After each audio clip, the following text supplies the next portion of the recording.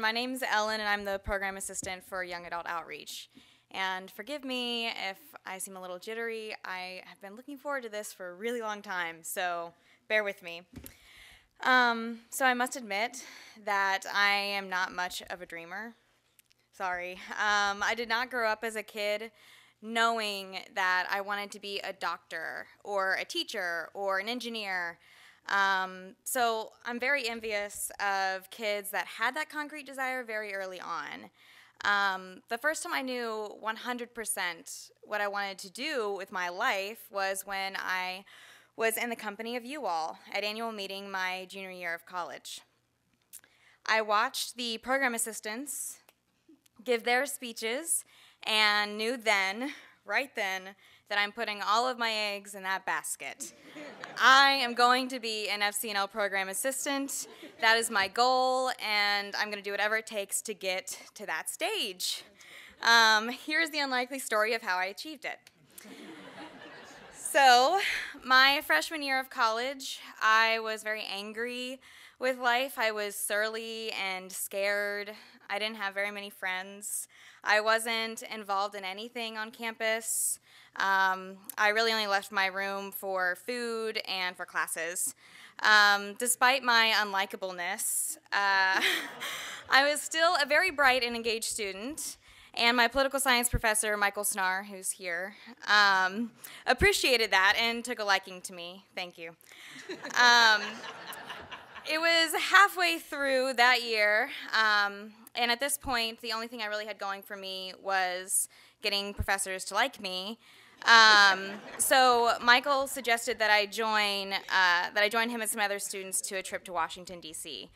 to lobby the Quakers on believe it or not, Pentagon spending, anti-war organization, and it was wasteful Pentagon spending, and I was really confused and intimidated why he would ask me to lobby on this. It's such an enormous topic, and I was 19, didn't really know anything. But like I said, all I had going for me was trying to get professors to like me, so I said I'd go.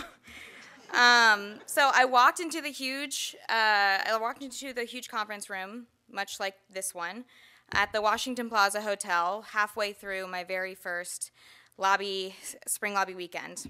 Michael pulled me aside and told me that he had volunteered me to go on camera in front of Jim Cason, who apparently is the Associate Executive Secretary of Strategic Advocacy at FCNL.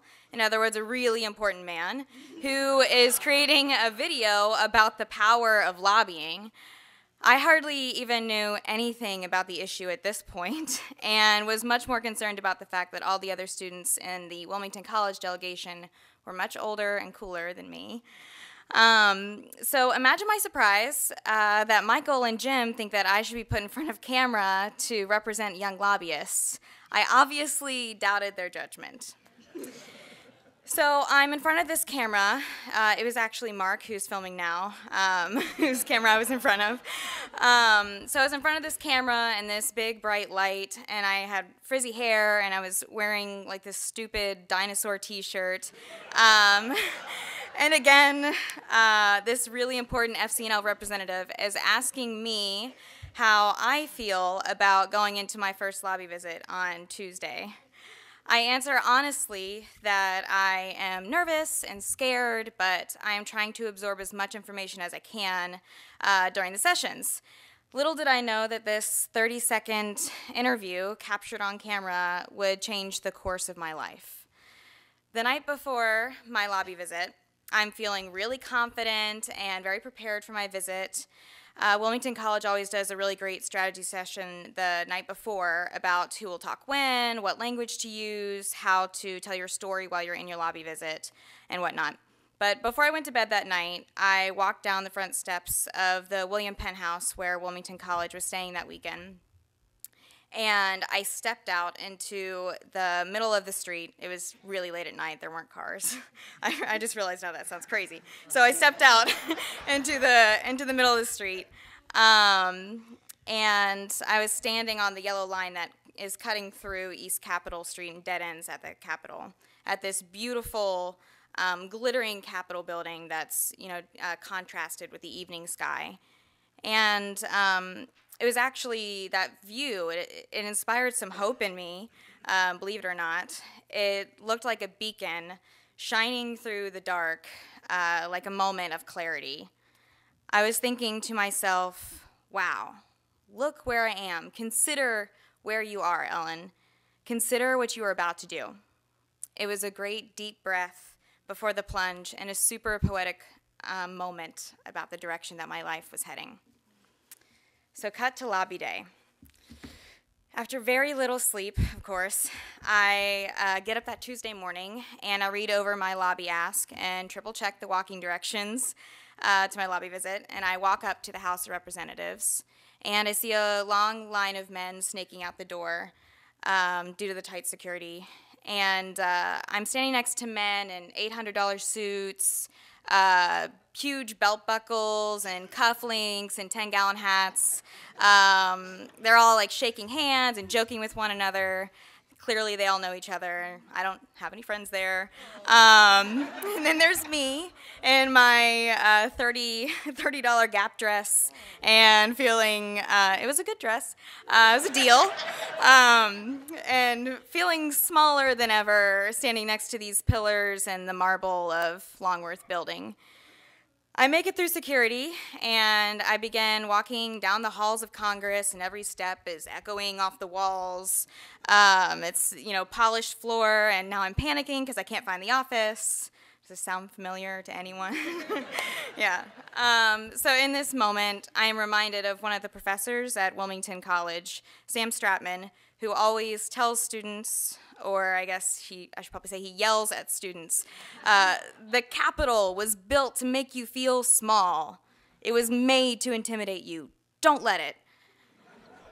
And sorry, Sam, but I let it. I was freaking out.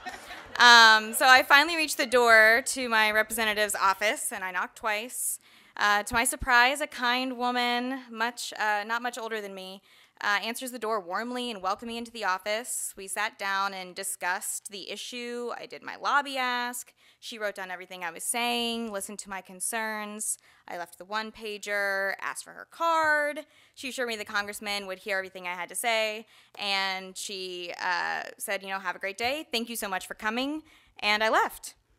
My lobby visit came and went, and Jim found me again and videotaped my reaction after having lobbied for the first time, and it was a completely different tone than my first interview. I was confident and invigorated. I was shocked that a 19-year-old could just walk into the representative's office and talk to them and be heard.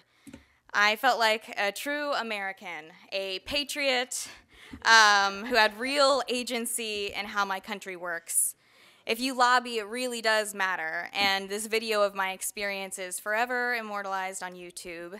Thanks to Jim, by the way. Spring Lobby Weekend was a catalyst that inspired a lot of change in my life. I went back to school and changed my major from education to political science and joined student government, and I eventually became student body president. I got much more involved on campus, and I tried to stay informed on politics and legislation. Most importantly, I led a total of 119 Wilmington College students, faculty, and staff to Spring Lobby Weekend my sophomore, junior, and senior year of college. Now, Wilmington, I heard a clap, thank you. Let's all just take a moment. Thank you. Okay, no, you don't have to do that. No. Stop. So now Wilmington College has 2 annual lobby trips every year in the fall and the spring.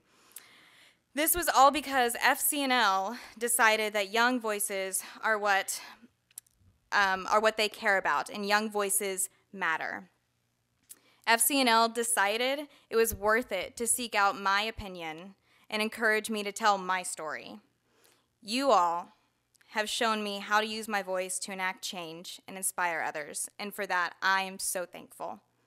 I truly do not know where I would be if it were not for our young adult programs. My story comes to an end and a beginning in a beautiful way, because you'll notice I made it to the stage where I so deeply desired to be. And now I get the opportunity to act. So that is my story about what brought me to FCNL. Without you all taking part in the work FCNL does, day in and day out, and supporting the work all the staff here does, I would not be here today.